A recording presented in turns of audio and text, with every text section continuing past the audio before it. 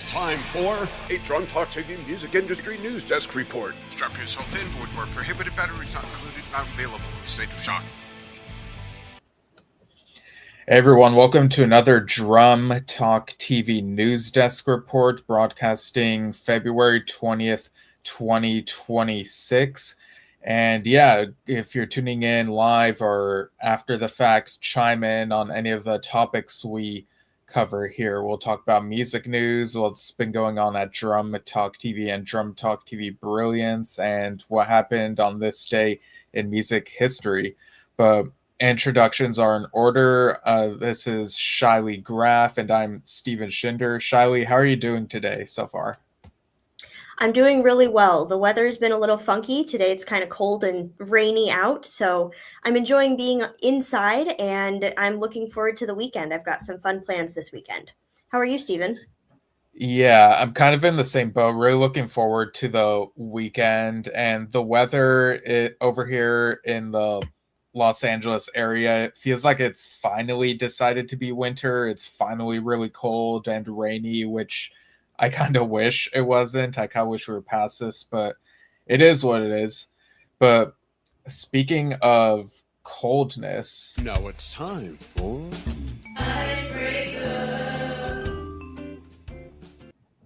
all right, so my icebreaker for you, Shiley, and for anyone tuning in from the audience, this was kind of inspired by something I heard from a friend. Apparently they saw Sweeney Todd, but it was the production, like the stage production. This particular one was directed by Jason Alexander, who is a sitcom actor known for being George on Seinfeld. So my question is, which sitcom actor, or I guess TV show actor, that you wouldn't think would direct a musical would you like to see direct a musical, and which one might it be, if you have one in mind? Oh, that's a great question. I don't know. I mean, so what originally came to my mind was Sarah Hyland, who played Haley Dunphy in Modern Family. She is a Broadway actress now. She was in The Great Gatsby on Broadway. She was in Little Shop of Horrors as Audrey. So I think maybe if she wanted to move on from acting, if she could go into like more of the directing role, that would be really cool to see. I think that having that dual perspective of being an actor and then moving into the director's role could be really beneficial to a production.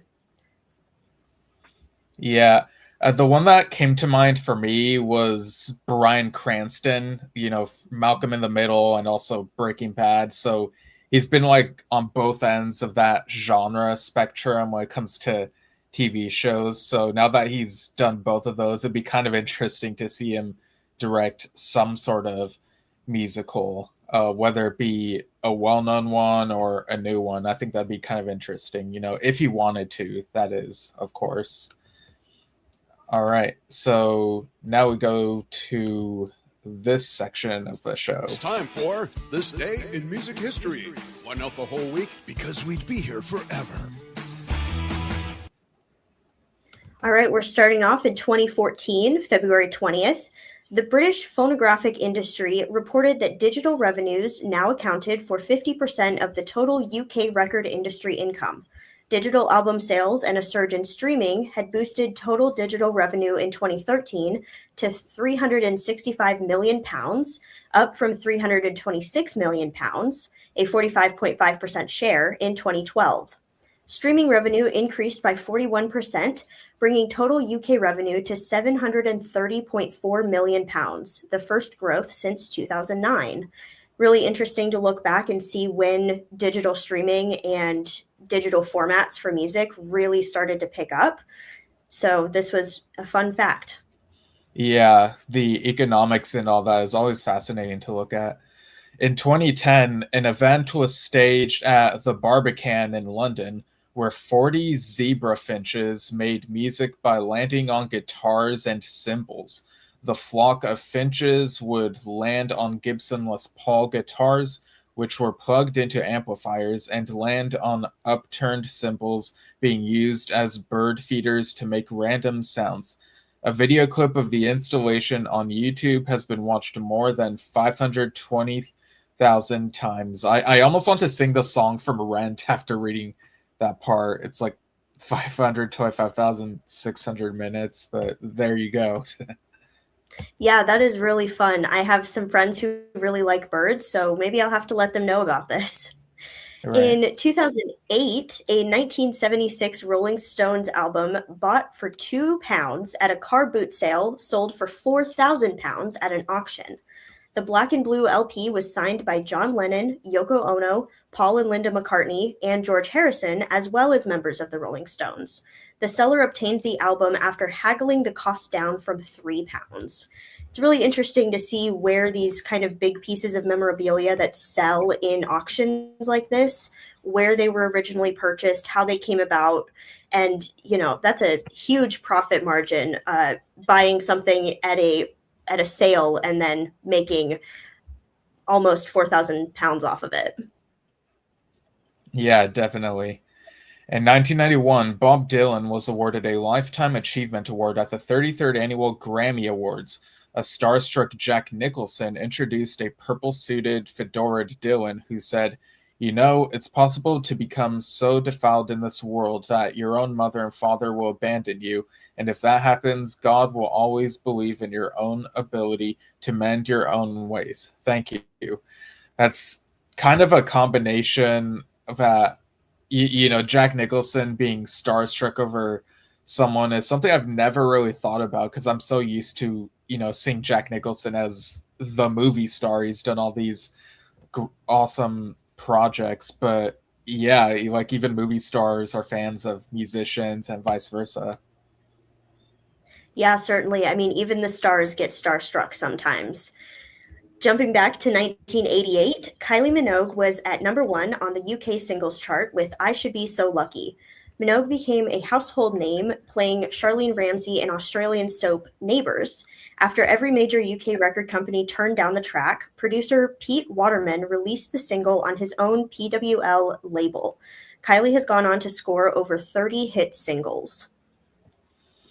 Right. And in 1977, winners at this year's Grammy Awards included Stevie Wonder for Best Album with Songs in the Key of Life and Best Vocal Performance for I Wish.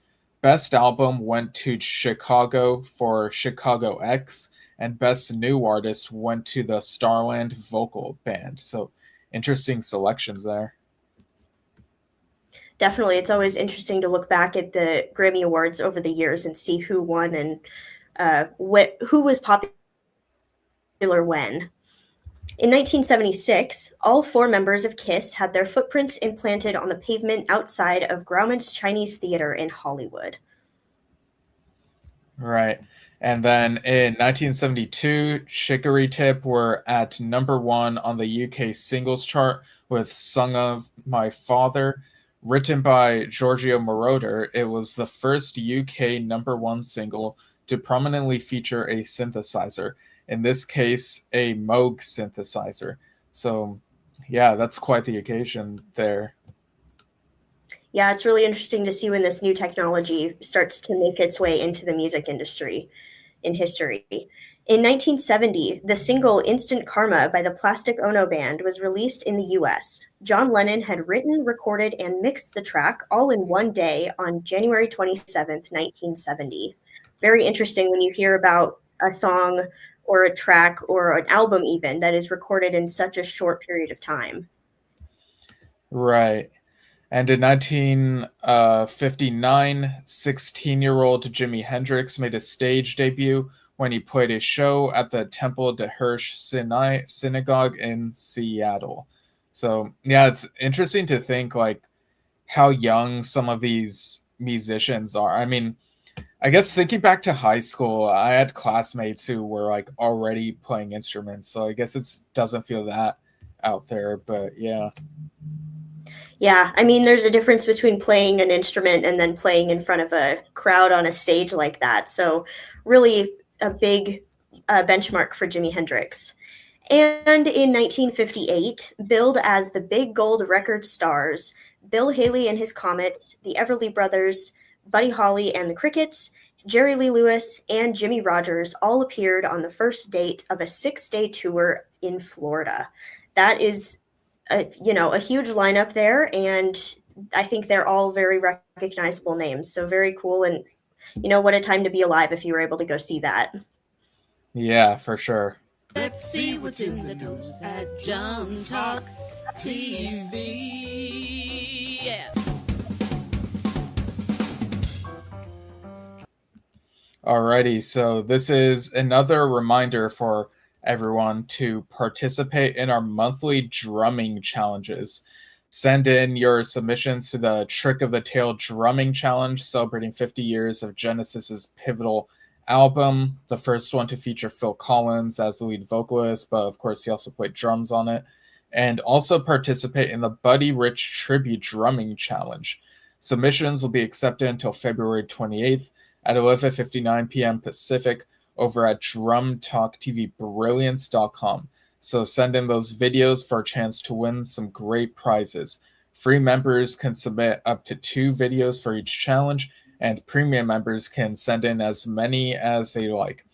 And before I play these videos with the details about those challenges, just want to let everyone know in case they missed the broadcast right before this one. Dan went live to talk about the recent Ringo Starr tribute drumming challenge, and he mentioned that the announcement will take place tomorrow at noon Pacific, so that'll be Saturday, February 21st.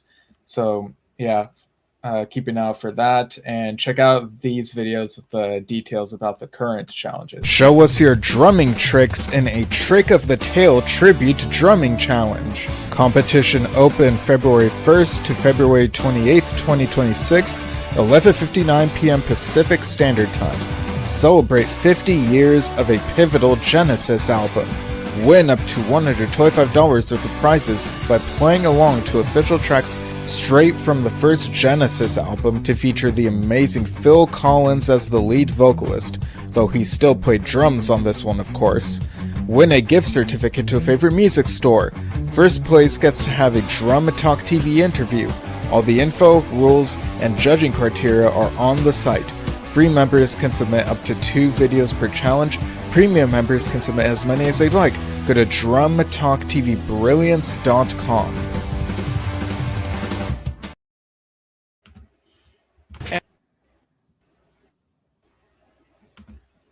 Enter the Buddy Rich Tribute. Sorry, I keep trying to play it and it keeps starting over, so let me just try that. Enter the Buddy Rich Tribute Drumming Challenge. Competition open February 1st to February 28th, 2026, 11:59 p.m. Pacific Standard Time. Win up to $125 worth of prizes by playing along to official tracks featuring Buddy Rich on drums. Delve deep into his discography. Win a gift certificate to a favorite music store. First place gets to have a Drum Talk TV interview. All the info, rules, and judging criteria are on the site. Free members can submit up to 2 videos per challenge. Paid members can submit as many as they'd like. Go to drumtalktvbrilliance.com. All right, and on Tuesday, trivia lovers joined us for our twice-monthly game show with the theme Love Songs. These game shows are a lot of fun, and we've seen people win just by guessing. If you missed this one and want in on the chance to win cool prizes, our next game show is Tuesday, March 3rd at 6 p.m. Pacific, 9 p.m. Eastern. Go to drumtalktvbrilliance.com, navigate to the events page, and RSVP for this Trios themed game, Majority Rules Edition. You can also RSVP through the events page on our Facebook page. Go check them out. These games are a lot of fun. Yeah. And over on Yes Shift, I talked about the re-released Symphonic Live, the Yes Live album that also features an orchestra. So I talked about that last Saturday. And last night, Dan and I celebrated the 55th anniversary of the Yes album, which is the 3rd album by Yes. And I also plan to go live again Sunday, February 22nd at noon Pacific with news and or perhaps finally my review of the Tales from Topographic Oceans Super Deluxe Edition. And then we have another interview with Oliver Wakeman Tuesday, February 24th, noon Pacific. We'll have some stuff to talk with him about then, so that'll be a lot of fun. This week's episode of Rhythm and Lows with Jeff Berlin and Dan Schinder had to be rescheduled to March 11th at noon Pacific, 3 p.m. Eastern. Yesterday, Dan went live with doctors Eric Sandler and Michelle Schechter with another episode of Plugged Into Hearing Health. And later today at noon Pacific, 3 p.m. Eastern, Dan goes live with PT Janice Yang with another episode of Drumming Injury Talk. Plus, next week, keep an eye out for Dan's interview with Spock's Beard drummer Nick Potters on Wednesday, February 25th at noon Pacific, 3 p.m. Eastern. Lots coming up, lots to look forward to, so keep an eye on the website and our socials. Yeah, and Nick is a great conversationalist. I was able to talk with him at the Spock's Beard show I went to earlier this month, so that's going to be a neat conversation there. But now, of course, we shift gears as we do with every show for this part of the show. And now a moment to acknowledge those who have passed. All right. So Timothy Very, Manchester Orchestra drummer, passed away last week. Pitchfork reported that the Atlantic rock band announced the news on February 14th, writing, quote, "We've all been dreading sharing this news as we're all still in absolute disbelief," unquote. Very was raised by a drummer and first picked up the drumsticks as a teenager, citing Dave Grohl as an early influence and learning some of Nirvana's earlier music. He joined Manchester Orchestra in 2011, taking over for Jeremiah Edmund and playing his first show with the band in London during the UK leg of their international tour supporting Simple Math. Very became the group's longest-serving drummer, appearing on their three most recent albums, their 2023 EP, and the live album expected out in March.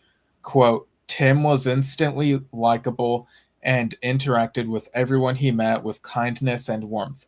His laugh was infectious and he immediately made people feel invited and encouraged," unquote. Manchester Orchestra's Andy Hull, Robert McDowell, and Andy Price said in a statement. Quote, "He had an undeniable light that was only matched by his dedication and love for the craft that he was clearly put on earth to do. No words can ever do him justice," unquote. Very was 42 years old. So, well, way too soon to be gone. And it's always tough losing someone and, expressing the words for that. So, I'm sure people will be sharing their memories of him and whatnot. Certainly, definitely gone too long, and it is hard to put people into words. Little Papa, the Jacksonville rapper, passed away this week in Atlanta, Georgia. Pitchfork reported that the rapper, born Janarius Michael Wheeler, began making music at age 7, first writing religious raps for his church before transitioning to other subjects. He broke through in 2018 with his song Purple Hearts, a song about surviving a shooting in his hometown. The success of the song led him to signing with Interscope Records, and his 2021 debut album, Blessed I Guess, dealt with his feelings around his sudden newfound fame. He later signed with Yo Gotti's Collective Music Group, and his most recent album, Almost Normal Again, came out in August 2025. His most recent song dropped just last Friday. The record label posted a tribute to Lil Papa, writing, quote, "Papa was more than just a talented artist. He was an ambitious young man with depth beyond his years and endless potential. Our love for him knew no bounds," unquote. He was just 25 years old. Definitely gone too soon, and a tough one for sure. Yeah, man, that's so young. It's just tough to wrap my head around, So next up, we have Andrew the Clobberer Rankin, drummer and occasionally singer of the Pogues, passed away earlier this week after a, quote, "long and brave battle with illness," unquote. according to a post from Victoria Mary Clark, wife of late bandleader Shane MacGowan. Rankin joined MacGowan, Peter Spider Stacy, and Jem Finer in the band then known as Pogue Mahone in 1983. He played on every record through the band's first phase of infamy, including the classic 1985 album Rum Sodomy and the Lash. Rankin remained in music after the Pogues' first breakup in 1996, joining the reunited members between 2001 and 2014, and playing in other projects such as The Mysterious Wheels.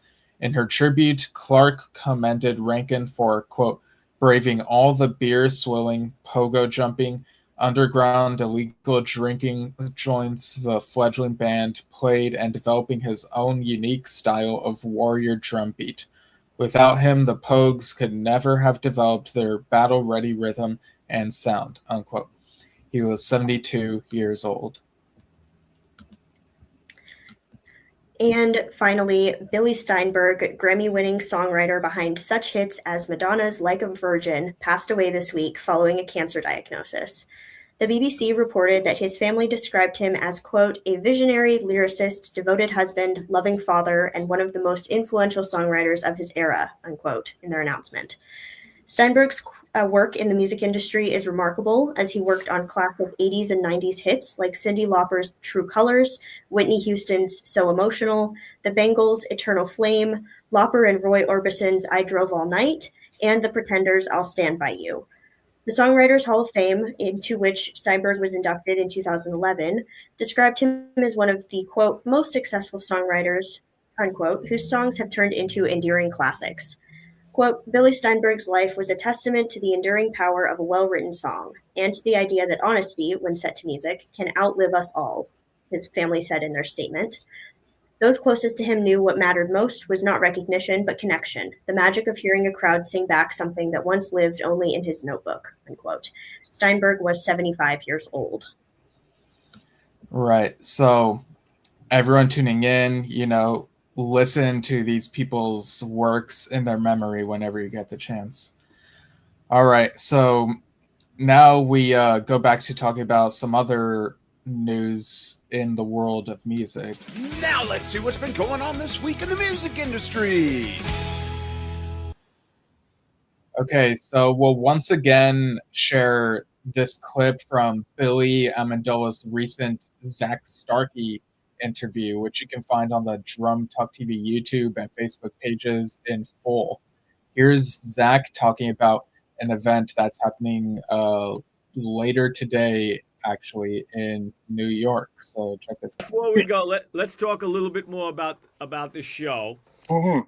And okay, well, the show is going to be it's a celebration of music that I've been involved in now since I was 12 or even younger, maybe. I started playing shows when I was 12.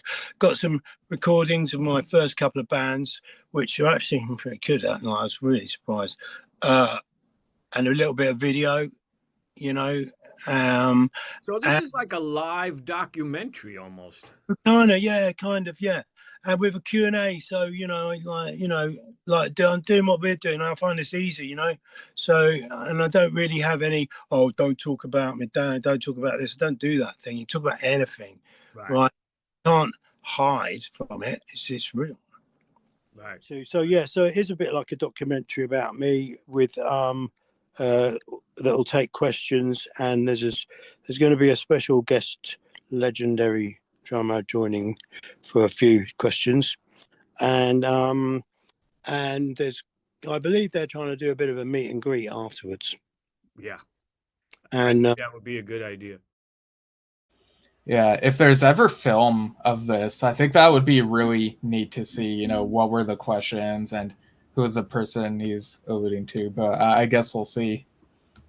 Yeah, definitely. Sounds like an exciting event. And here's another reminder that the Delaware Drum Show is coming up on Sunday, February 22nd. There will be clinicians, vendors, and more that you'll want to check out. Here's a video that includes info about the event.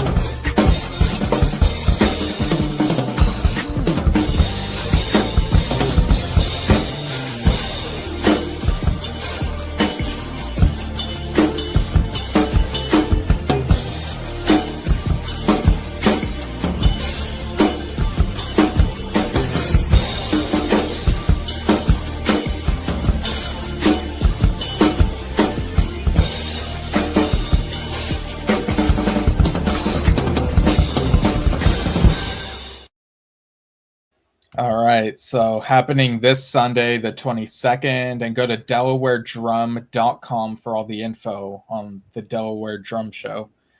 Okay, so the Foo Fighters have been in the news a lot in the last year between celebrating anniversaries, switching drummers in and out, and a bizarre gardening accident in January that briefly threw a kink in their 2026 touring plans. Now they're back in the headlines with the announcement of their 12th studio album expected out on April 24th, according to Parade. The band announced Your Favorite Toy and dropped the title single, which is available on digital streaming.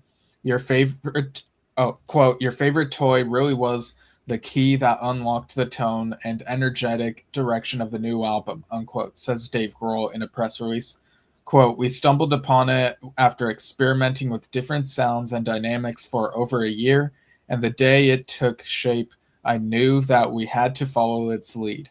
It was the fuse to the powder keg of songs we wound up recording for this record. It feels new, unquote. Yeah, it's always interesting to hear, when a song really ignites that spark to want to make even more songs, and it snowballs into this collection that people can put out as an album. I'm always fascinated by that creative process. Yeah, definitely. This is one that I think I'm going to add to my save list and listen to it when it comes out. I have yet to listen to this the title single, but I will be adding that to my queue soon. All right, Dutch band Golden Earring has officially called it quits following the series of 5 sold-out shows in their home country of the Netherlands at the end of January.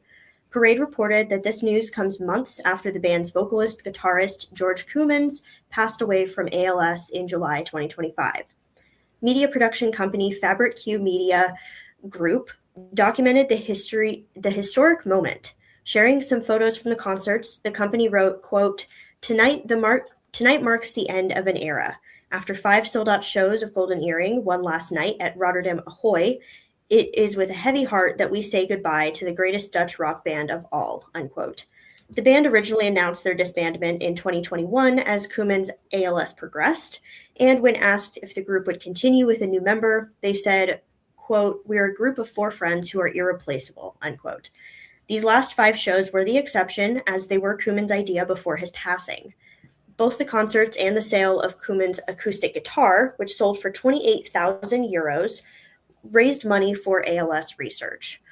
Definitely a big and sad goodbye, but I think that the group has had some time to come to terms with it, and they went out the way that they wanted to. And I wouldn't be surprised if they come up with other ways to somehow continue raising money for this cause. And I think it's a noble cause for them to be helping out with as well.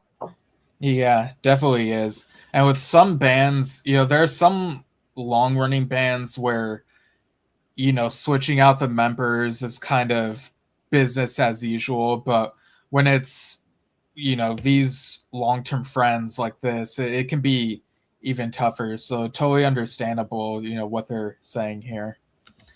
All right, so next up we have Atlanta-based punk rock band The Paradox, which made history after notching their first ever #1 hit on the Billboard Alternative chart, Parade reported.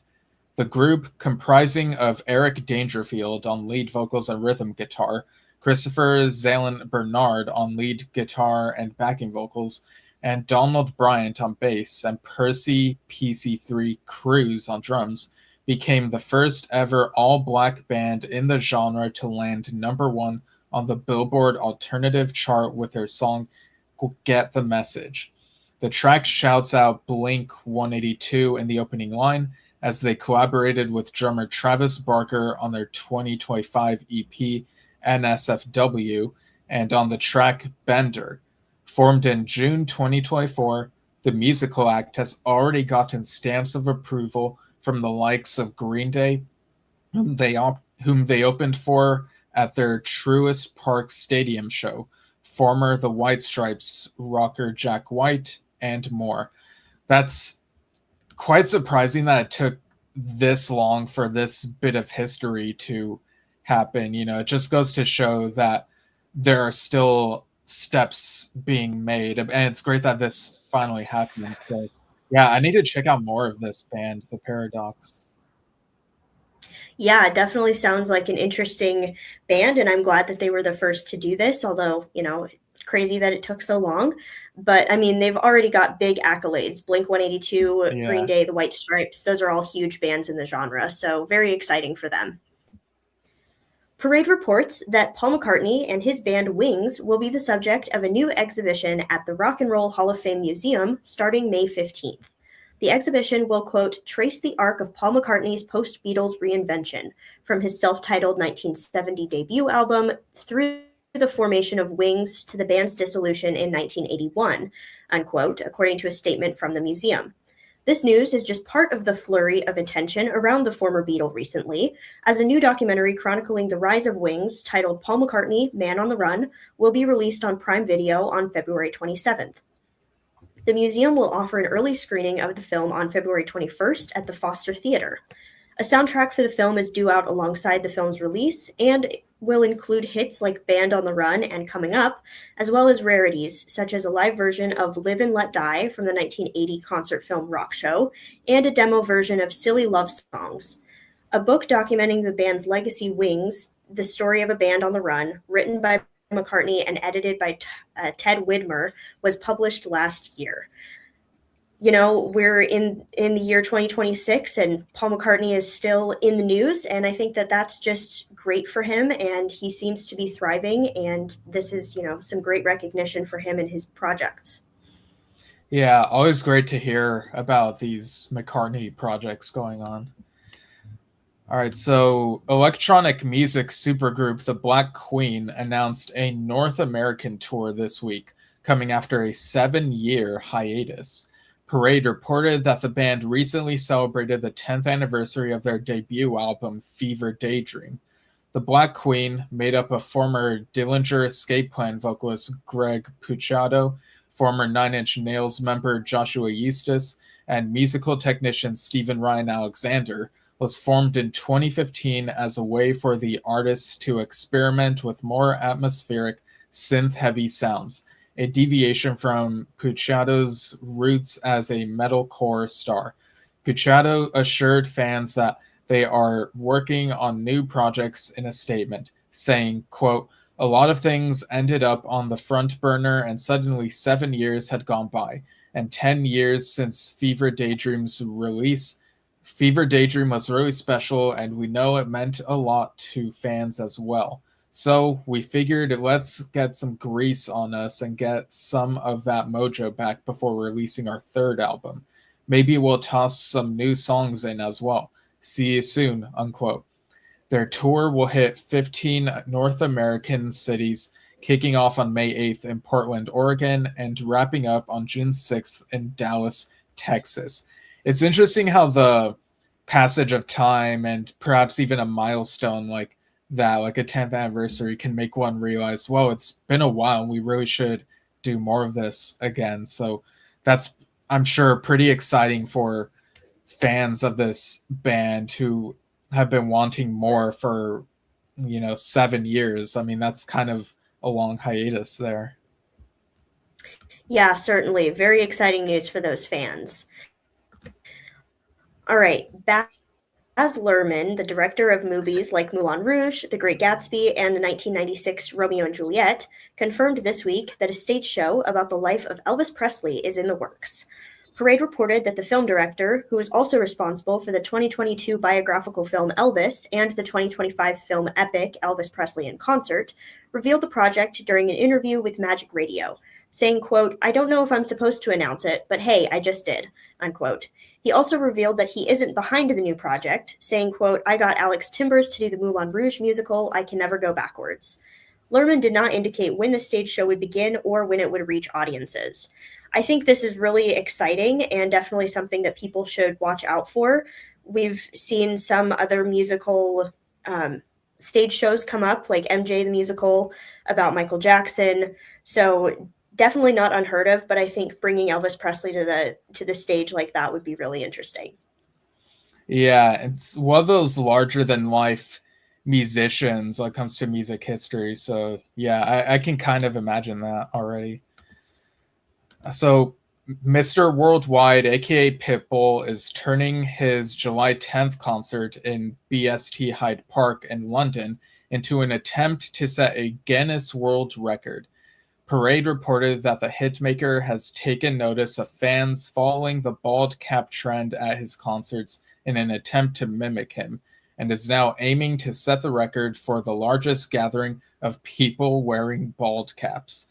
This would introduce an entirely new category for the Guinness World Records, and as of now, it is unclear how the category will work and how many fans will need to participate to secure a spot in the book. Yeah, this is a record that never would have crossed my mind to, like, you know, something to try, let alone like has it been done before. So I'll be curious to see how many end up wearing bald caps at this thing. Yeah, definitely. And I remember reading the Guinness World Records books in elementary school. They were available at my library.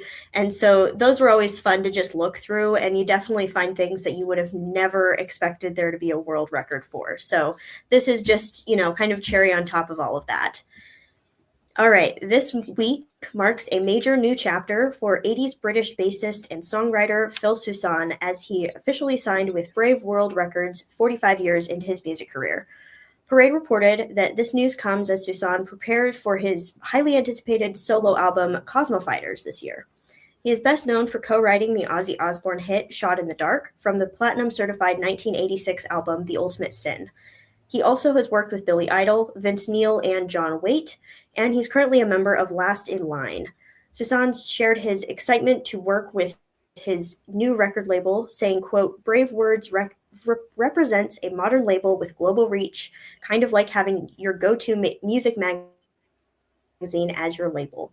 I can't wait to bring this record straight to my amazing fans, both old and new," unquote. Very exciting news, and definitely a career shift this far into your music career, but I think it's promising for what the future looks like for him. Yeah, definitely something to keep an eye on as things progress. Bruce Springsteen and the E Street Band announced this week that they will embark on a new tour this year, titled the Land of Hopes and Dreams American Tour. USA Today reported that the group will be playing 19 arena shows in the US, kicking off with shows in Minneapolis on March 31st, Portland on April 3rd, and Los Angeles on April 7th and 9th. Springsteen said in a statement, quote, "We are living through dark, disturbing, and dangerous times, but do not despair. The cavalry is coming. We will be rocking your town in celebration and in defense of America, American democracy, American freedom, our American Constitution, and our sacred American dream," unquote. Tickets go on sale between today and tomorrow, February 20th through 21st. The tour will hit major cities around the U.S., wrapping up on May 27th at Nationals Park in Washington, D.C. Definitely exciting news. That sounds like a really big and exciting tour for them. Yeah. All right. Several big names in music were announced as headliners for this year's Bourbon and Beyond Music Festival in Louisville, Kentucky. Parade reported that over 100 artists will appear at the event, running from September 24th to 27th, with the Foo Fighters and Queens of the Stone Age headlining Thursday's events. Mumford & Sons and Casey Musgraves will headline Friday, Chris Stapleton and the Red Clay Strays will headline Saturday, and the Dave Matthews Band and Hootie and the Blowfish will wrap up the festival on Sunday. Other artists will include Foster the People, Jesse Wells, Counting Crows, Of Monsters and Men, Joan Jett and the Blackhearts, Cheap Trick, Lindsey Sterling, Plain White Tees, and many, many more. This is the 8th annual Bourbon and Beyond Festival, and tickets are already available through their website. This sounds like a really exciting festival, something that I kind of wish I could go to. I might have to look into seeing what ticket prices look like, because it's just so many big names. And I mean, we've already talked about the Foo Fighters and their upcoming album. Mumford & Sons is coming out with an album, I think today. So very exciting for lots of music fans of all genres. Yeah, for sure. Like, definitely some recognizable names there, but also some that are not so familiar to me. So it should be an interesting mix. Pink Floyd live at Pompeii, the iconic 1972 concert film depicting the band playing an intimate show without an audience in Pompeii, Italy, is set to be released in a newly restored 4K Ultra HD on Blu-ray format on February 27th.